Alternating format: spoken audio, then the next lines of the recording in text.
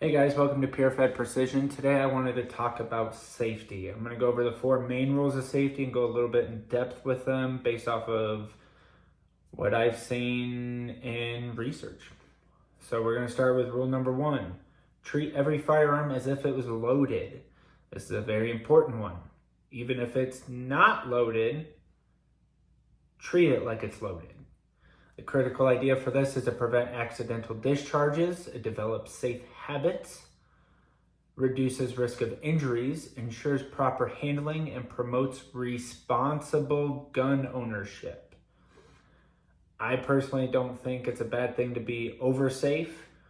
Being oversafe, in my opinion, shows responsibility, and I think it's a dangerous game to be undersafe, especially with that one. Rule number 2. Always point in a safe direction. You can have a momentary lapse in your judgment or unintended action that could lead to a negligent discharge. Negligent discharges could get you up to a felony depending on the circumstances. You do not want a felony because you didn't have it pointed in a safe direction and maybe you were showing a buddy. This rule prevents injury or death. That's a very big thing. Going back to rule 1 on that one, treating every firearm like it's loaded. This helps mitigate accidental discharge consequences. Look at your local laws on that and ask a lawyer for more information. If something seems unclear, don't be afraid to ask a lawyer. I am definitely not a lawyer. This is just something I like to do. It's almost a hobby at this point. But rule number 3, keep your finger off the trigger. This is kind of a more in-depth rule covering rule number 2 pretty much, in my opinion, specifically avoiding accidental discharge. If you have your finger on the trigger, you're kind of raising the possibility of accidental discharge. Rule number 4, be sure of your target and what's beyond it. I personally think this is very habit-forming to do at the range. If you're ever going, sight picture is going to be very important. If you don't have a good sight picture, then once the firearm fires, you give up all control over where the shot will go or what it will strike. It's very important to have that sight picture. Don't shoot unless you know exactly what your shot is going to strike. Be sure that your bullet will not injure anyone or anything around, in front, or beyond your target. So this is kind of like paying attention to at the range, kind of seeing what's around, what's going on, understanding the key terms for your range. Ranges are a little different, but the key terms are pretty much the same everywhere.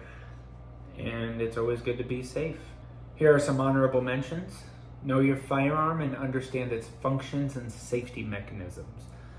That's a very big thing. Every firearm's a little different, so it's always good to kind of get a real feel for what those functions are for your specific firearm. While you're getting time to know that, it wouldn't be a bad idea to visually and physically inspect your firearm to all aspects.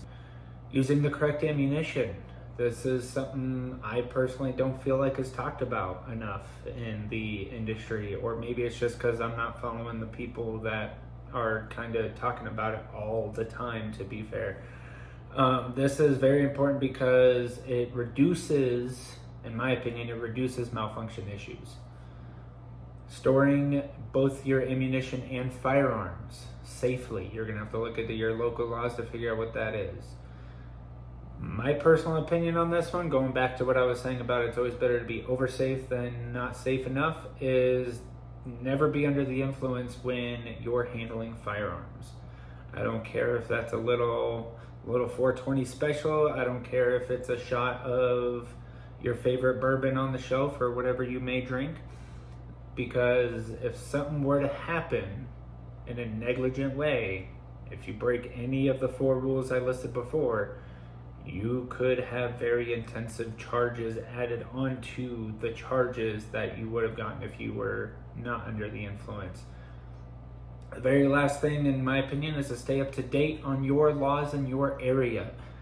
Every area is a little different. It kind of looks like things are going in the same path for the anti-2A groups, and the pro-2A groups are definitely fighting every single unconstitutional ruling that they can fight right now. If you think I missed anything in that video, please comment below. I will probably do a part 2 if there's enough stuff I missed, or maybe just do little shorts, to be fair.